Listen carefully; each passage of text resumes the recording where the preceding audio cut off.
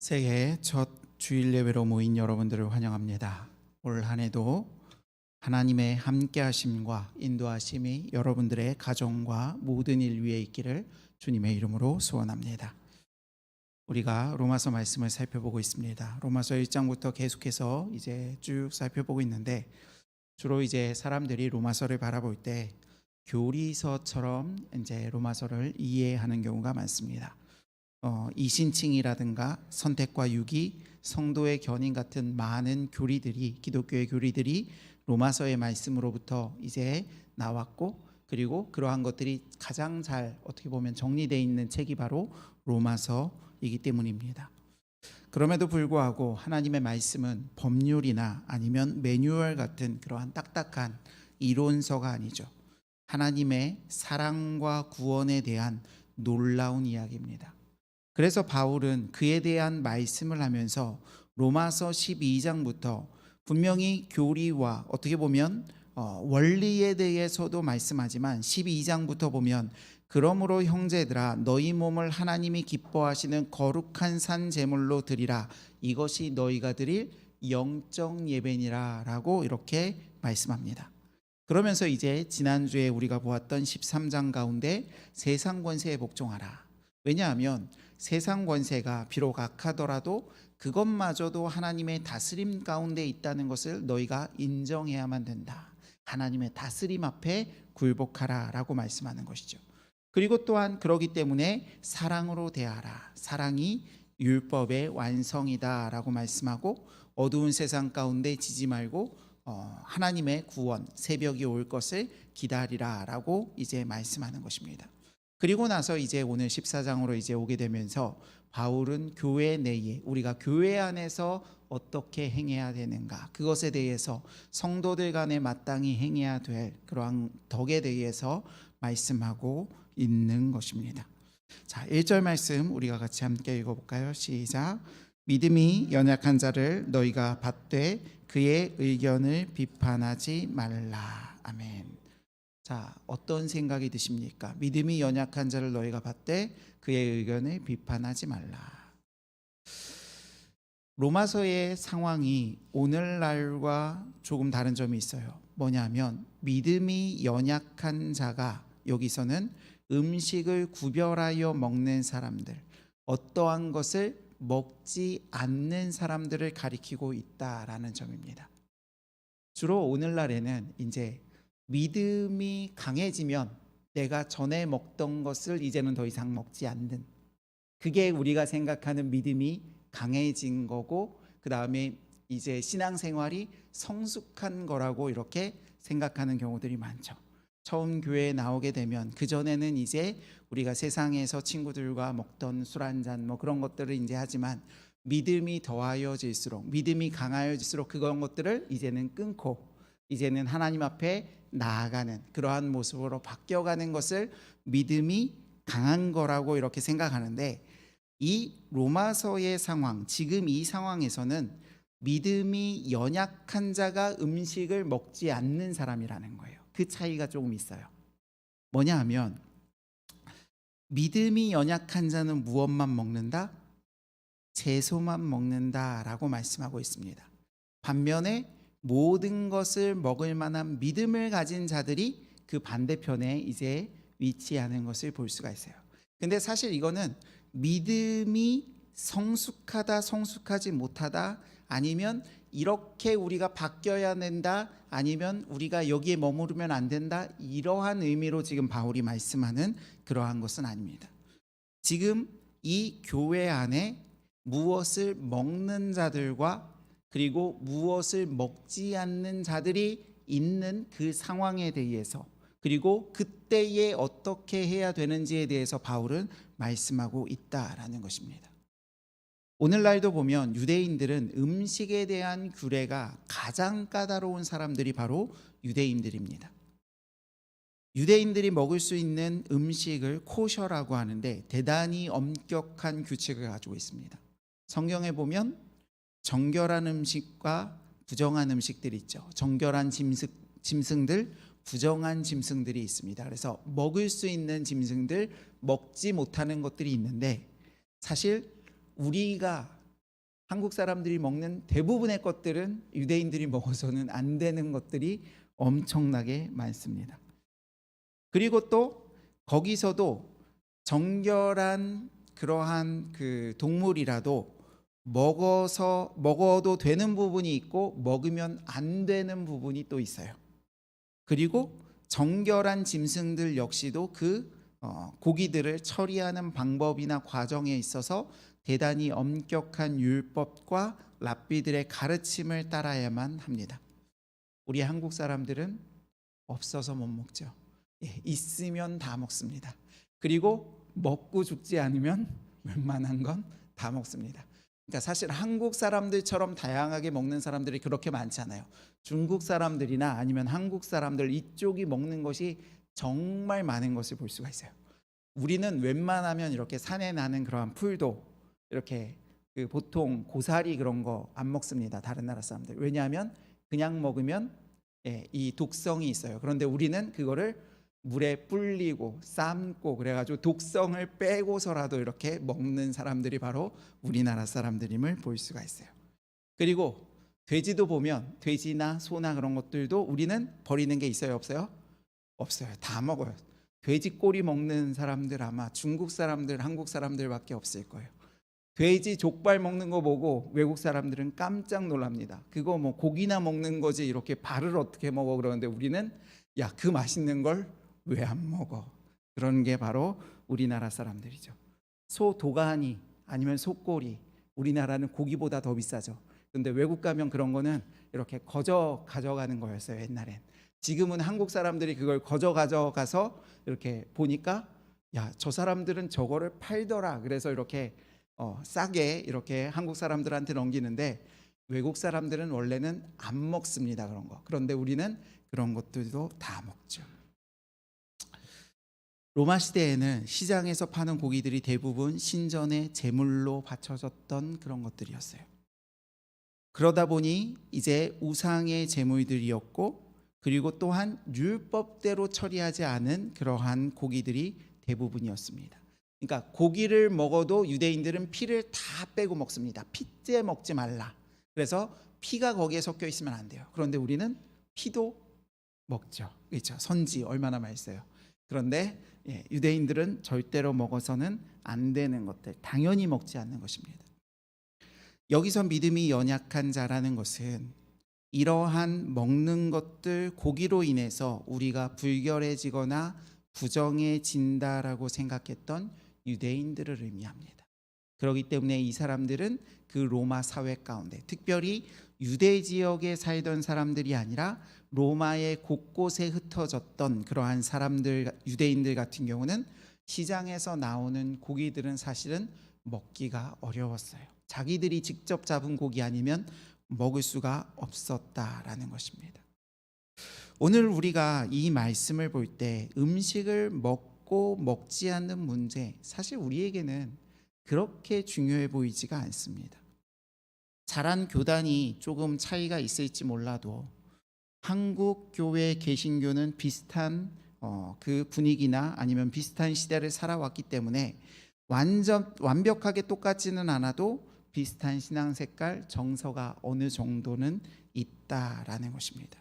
그래서 우리가 신앙생활 하는데 크게 불편함이나 문제가 없는 것 같아요. 그런데 그럼에도 불구하고 조금 다른 사람들끼리 만나면 불편함이 드러나기 시작합니다. 우리가 때로는 다른 교회를 이렇게 나가봐도 우리 교회에서는 이렇게 했는데 이 교회는 왜 이렇게 하지 하는 것들이 분명히 있고, 교단이 다른 분들을 만나면 목사님들끼리도 거기는 그렇게 해요? 이거 이렇게 하면 안 되는 거 아니에요?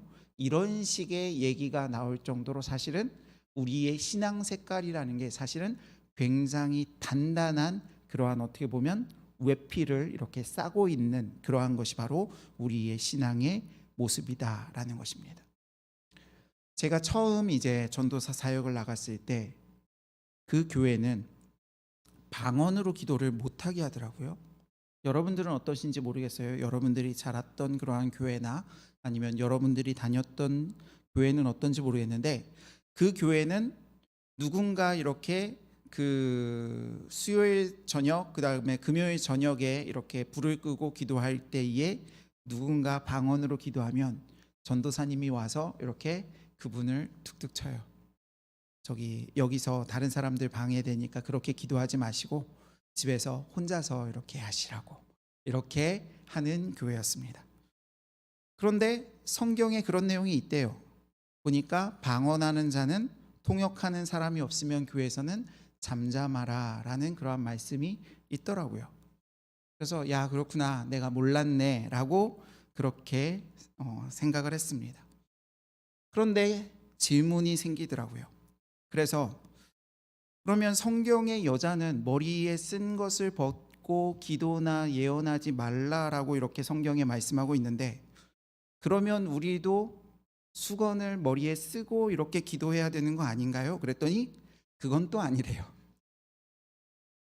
그러니까 뭐냐면 진리냐 비진리냐의 문제가 아니라 그 교회마다 가지는 어떻게 보면 신앙의 색깔과 방식의 차이들이 존재하더라라는 것입니다.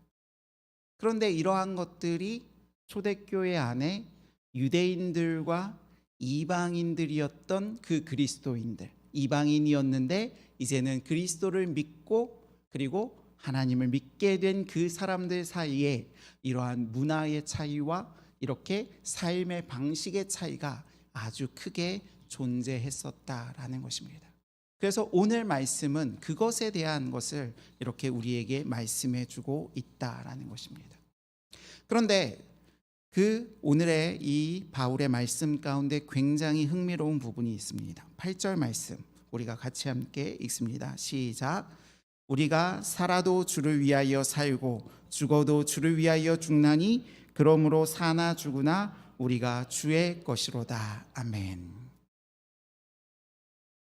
자, 바울이 지금 이 말씀을 어떤 맥락 가운데 하고 있는가 보면, 자, 이 말씀을 순교를 앞두고 박해받는 그 성도들에게 하고 있는 게 아니라는 거예요. 우리가 주로 이 말씀 사나 죽으나 우리가 주의 것이로다 라는 것은 내가 전심을 다해 주를 위해서 살겠습니다, 내 인생이 주의 것입니다, 그리고 내가 때로는 목숨을 바치더라도 내 목숨을 잃더라도 주님을 위해 살겠습니다 라고 할 때 이 사나 죽으나 주를 위하여 살 것이다. 노래도 있잖아요. 찬양도 있잖아요. 사나 죽으나. 그런데 바울은 지금 뭐라고 말씀하는가? 무슨 그 말씀 가운데 이 말씀을 하는가? 시장에서 파는 고기를 먹어도 되는가? 먹지 말아야 되는가? 이것 가운데 지금 말씀하고 있다라는 것입니다.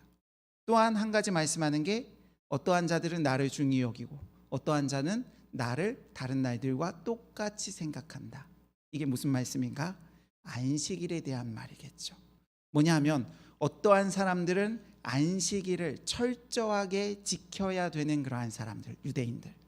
어떠한 사람들은 야, 안식일, 이 당시에는 사실 주일이라는 개념, 일요일이라는 개념도 사실은 크게 없었어요. 그렇기 때문에 야, 똑같은 날이지 그냥, 그렇게 생각하던 그러한 사람들. 지켜야 되는가 지키지 않아도 되는가 괜찮은가와 같은 그러한 문제 앞에 바울은 사나 죽으나 우리가 주의 것이로다 라고 말씀하고 있다라는 것입니다. 우리 생각에는 이것이 그런 고백까지 필요한 일인가 라고 생각하지만, 사실 순교와 박해 앞에 목숨을 거는 것도 대단히 어렵고 쉽지 않은 일이지만 우리가 형제를 비판하지 않고 그들을 용납하고 받아들이는 일, 나와 생각이 다르고 나와 신앙생활의 모습이나 색깔이 다른 사람들을 용납하는 일, 이것은 우리가 주님 앞에 무릎 꿇고 순종하며 이들을 용납하고 받아들여야 되는 일이다라는 것입니다. 그렇지 않으면 안 된다라는 거예요.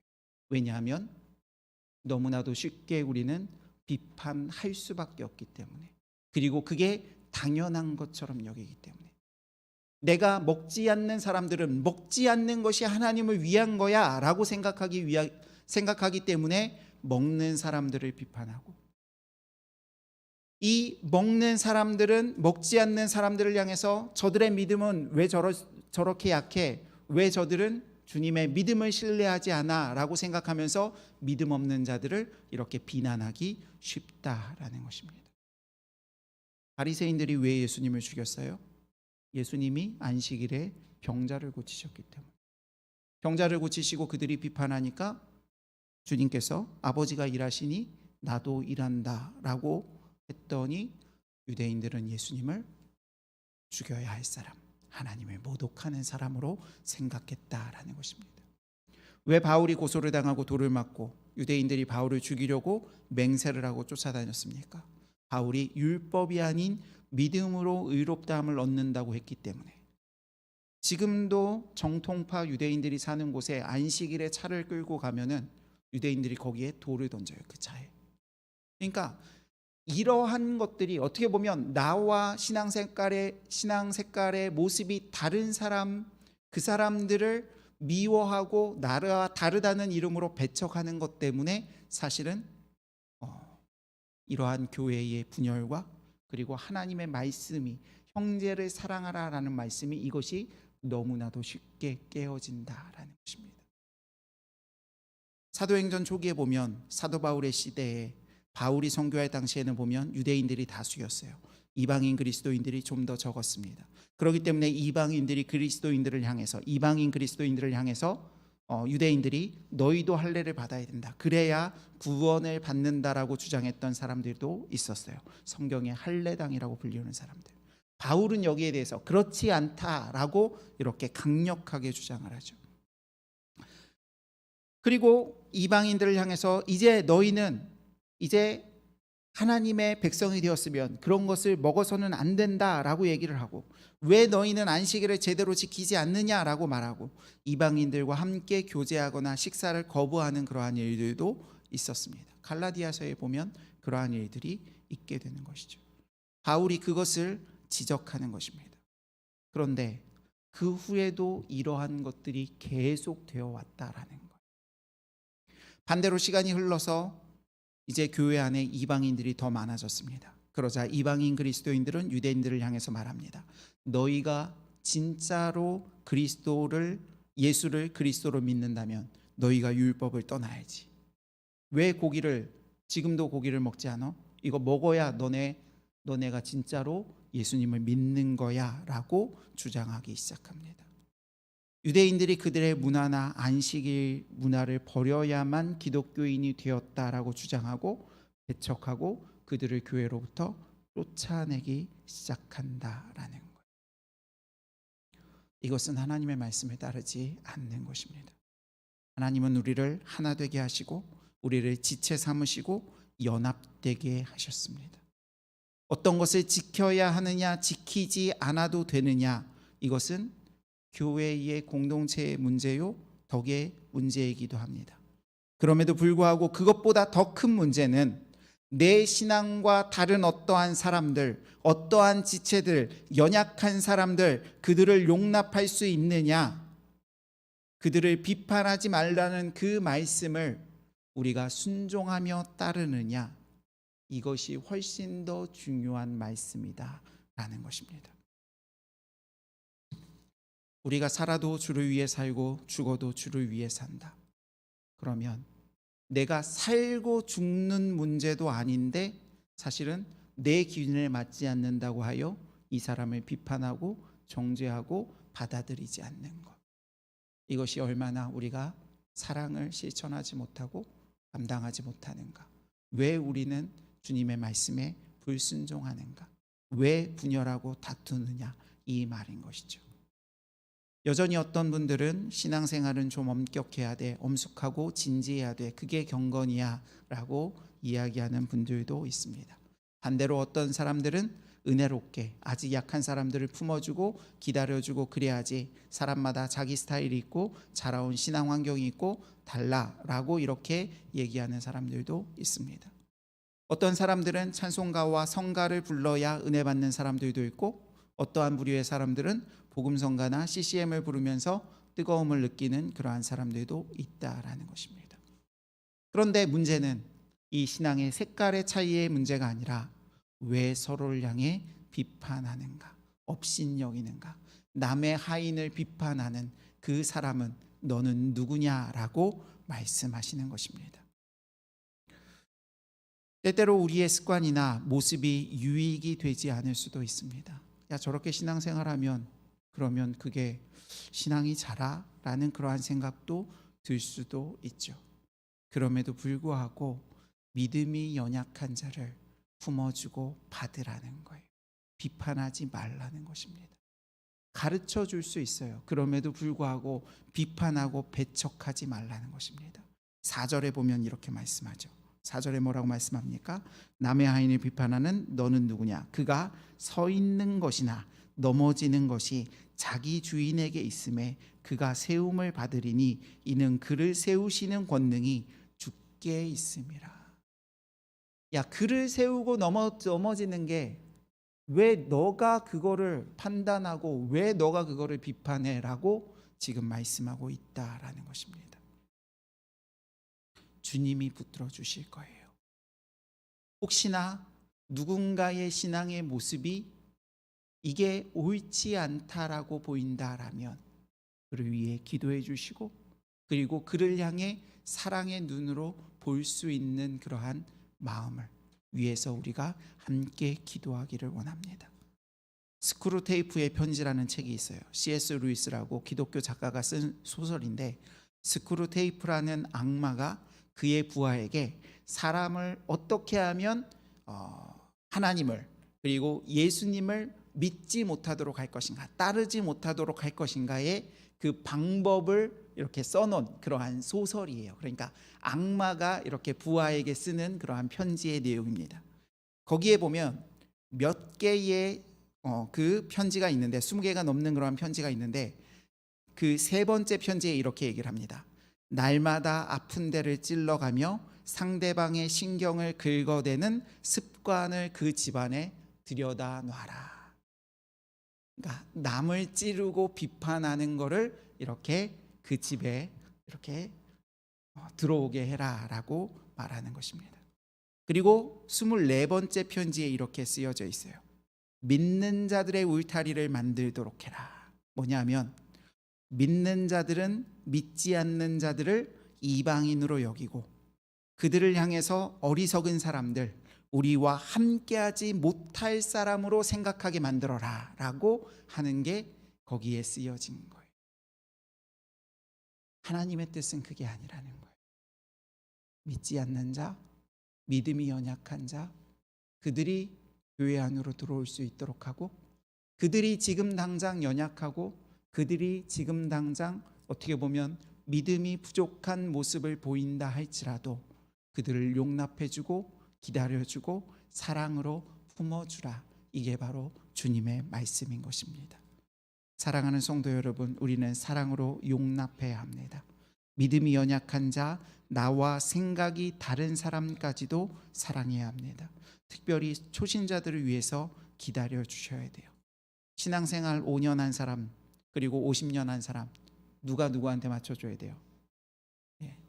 5살짜리 꼬마하고 50살짜리 어른하고 누가 맞춰줍니까? 야, 50살짜리 어른이 이렇게 나는 미역국 좋아하고 나는 김치찌개 좋아하는데 야, 5살짜리 네가 이 정도 먹어야지. 너 나중에 너도 이거 좋아하게 될 거야. 그러면서 권유하는 겁니까? 기다려주는 거예요. 우리의 마음을 넓게 하고 우리가 사랑으로 다른 사람들을 품어주기를 원합니다. 강한 사람 아니면 신앙이 좋은 사람이 그렇지 못한 사람을 기다려주는 것, 이것이 바로 하나님께서 우리에게 원하시는 그러한 사랑의 공동체의 모습이다. 고린도전서 13장에 이렇게 말씀합니다. 사랑은 모든 것을 참으며 모든 것을 믿으며 모든 것을 바라며 모든 것을 견디느니라.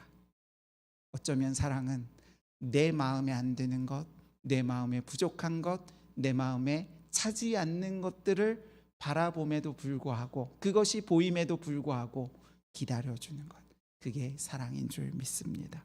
이 말씀 앞에 우리가 순종하기를 바랍니다. 왜냐하면 우리는 사나 죽으나 주를 위해서 사는 사람들이기 때문에 우리가 주 안에서 사랑으로 교회를 세워가기를 주님의 이름으로 소원합니다.